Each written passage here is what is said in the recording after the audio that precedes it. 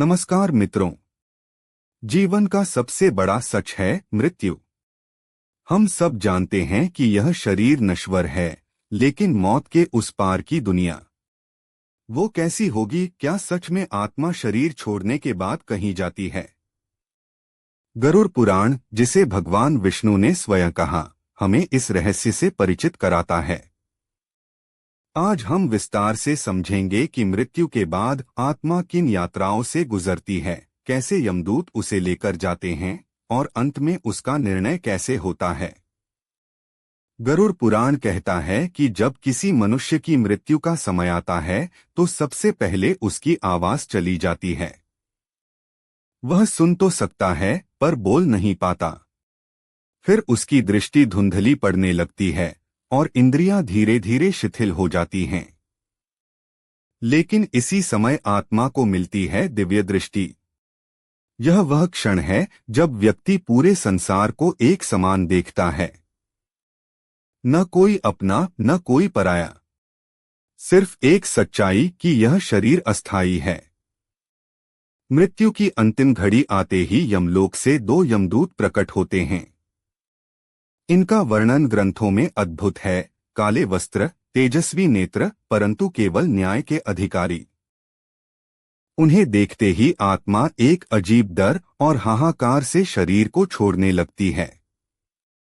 यमदूत आत्मा के गले में बांस का बंधन डालते हैं और उसे शरीर से अलग कर लेते हैं।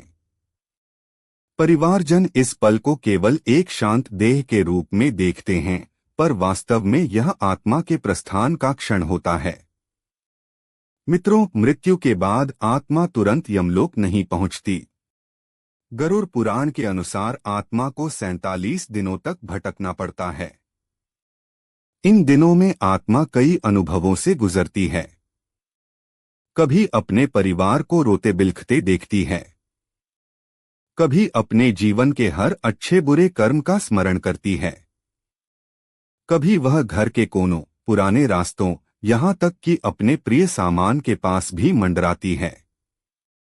लेकिन सबसे बड़ा दुख यह है कि वह देख तो सकती है, पर किसी से बात नहीं कर सकती। यही वह समय है जब परिवार द्वारा किए गए दान, तर्पण और मंत्रोच्चार आत्मा की यात्रा को सहज बनाते हैं। पुण्य कर्म आत्मा के मार्ग को प्रकाशमान करते हैं, जबकि पाप उसे भारी और पीड़ादायक बनाते हैं। 47 दिन पूरे होने के बाद यमदूत आत्मा को लेकर यमलोक की ओर प्रस्थान करते हैं। यह यात्रा बिल्कुल वैसी नहीं होती जैसी हम कल्पना करते हैं। यदि आत्मा ने जीवन में सत्कर्म किए हों तो उसका रास्ता होता है सुगंधित हवाओं, मधुर ध्वनियों और उजाले से भरा हुआ। लेकिन यदि आत्मा ने पाप कर्म किए हों तो उसे गुजरना पड़ता है काले अंधेरे, गर्म हवाओं और डरावनी चीखों से भरे रास्तों से।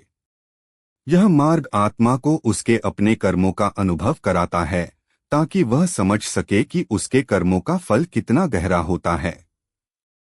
जब आत्मा यमलोक पहुंचती है तो यमराज के दरबार में उसका न्याय किया जाता है। यहां आत्मा के हर कर्म की गणना होती है। पुण्य अधिक होने पर आत्मा को स्वर्ग या मोक्ष की ओर भेजा जाता है, लेकिन यदि पाप भारी हो तो उसे नरक या पुनर्जन्म का आदेश दिया जाता है। गरुड़ पुराण कहता है कि यदि आत्मा पवित्र हो तो स्वयं भगवान श्री हरि अपने दिव्य वाहन पर उसे लेने आते हैं और वैकुंठ यानी परम शांति की ओर ले जाते हैं। मित्रों, यह कथा हमें एक गहरी सीख देती है। हमारा शरीर मिट्टी है, लेकिन आत्मा अमर है। जीवन में किए गए कर्म ही हमारे अगले जन्म, हमारी अगली यात्रा का रास्ता तय करते हैं। इसलिए दूसरों का भला करें, सत्कर्म करें और भगवान का स्मरण करें, क्योंकि अंत समय पर न धन साथ जाएगा, न शोहरत, सिर्फ आपके कर्म और भगवान का नाम साथ रहेगा। यदि आप भी चाहते हैं कि आपकी आत्मा परम शांति पाए, तो अभी कमेंट में लिखें श्री हरि और जीवन में भक्ति और सेवा का मार्ग अपनाएं। वीडियो अच्छी लगी हो तो रूह का सफर चैनल को सब्सक्राइब करना ना भूले।